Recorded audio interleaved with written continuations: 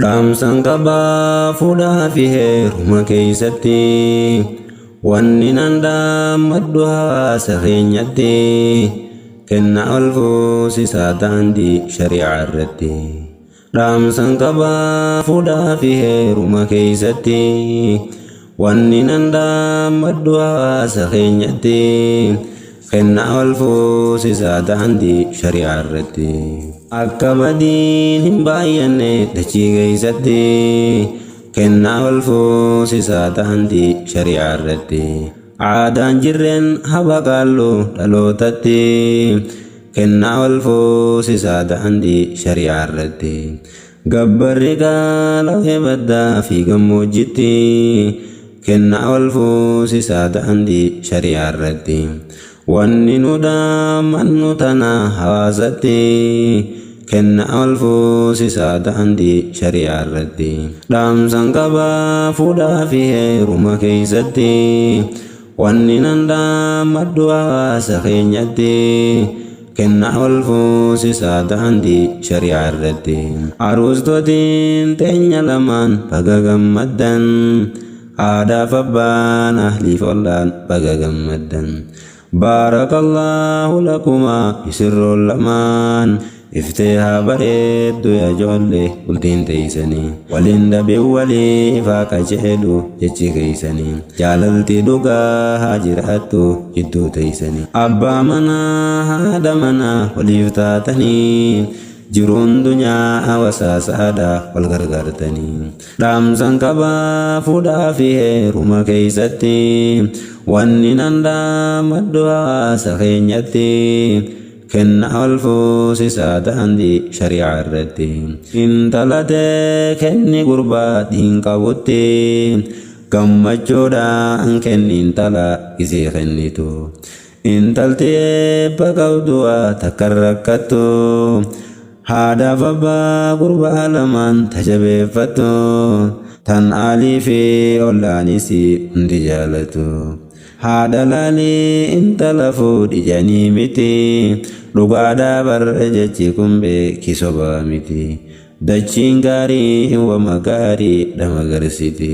Dhaamsan qabaa fuudhaa fi heeruma keeysatti wanni nan dhaammadhu hawaasa keenyatti kennaa ol fuusisaa daandii shari'aa irratti. Jaarsaa jaartii wal jaaladhaa waliin jibbinaa yaada qabdan waliif himaa waliin dhoysinaa. Haati manaa haqa qabdi abbaa manarraa haqa isii hin balleeysinii eegifirraa. Jaartiin jaarsi yaafnaa handittuu gama firaashatti isiidha abaarti malaayikaan ifaan ifatti. Hanga jaarsa isii qaalii goote araarsitutti abaarsan fuudhin jallatte jaarsa keetitti giseesse yaa'ame waaddu jalaan didini. Dhaamsan qabaa fuudhaa fi heeruma keeysatti wanni nan dhaammadhu hawaasa keenyatti kennaa ol fuusisaa daandii shari'aa irratti. Shayxaanni waa uumuu hundisu jidduu namatti suutuma gorfadhu lolteen hiraarsiniin. Atis fudhu gorsa isaa hin khallafini bakka inni hin feene dhayte hin dhaabbatini. Jaarsatti jallannaa anni jallatti amriin namatti gammachuun hin jirtu hiraaruma ifaan ifatti. Eega wal fuudhanii walii kurra nuti si'atiin eega wal jaalatanii wal jibbuurra nuti si'atiin. Eega jaaramanii diigamuurra nuti si'atiin wal jibbanii wal miidhurra nuti si'atiin. Dhaamsan qabaa fuudhaa fi heeruma keeysatti wanni nan dhaammadhu hawaasa keenyatti kennaa ol fuusisaa daandii shari'aa irratti. Yaa shamarran keenya dhaamsan isinii qabaa kan baadiyyaa fi magaalaa hunda keeysanii.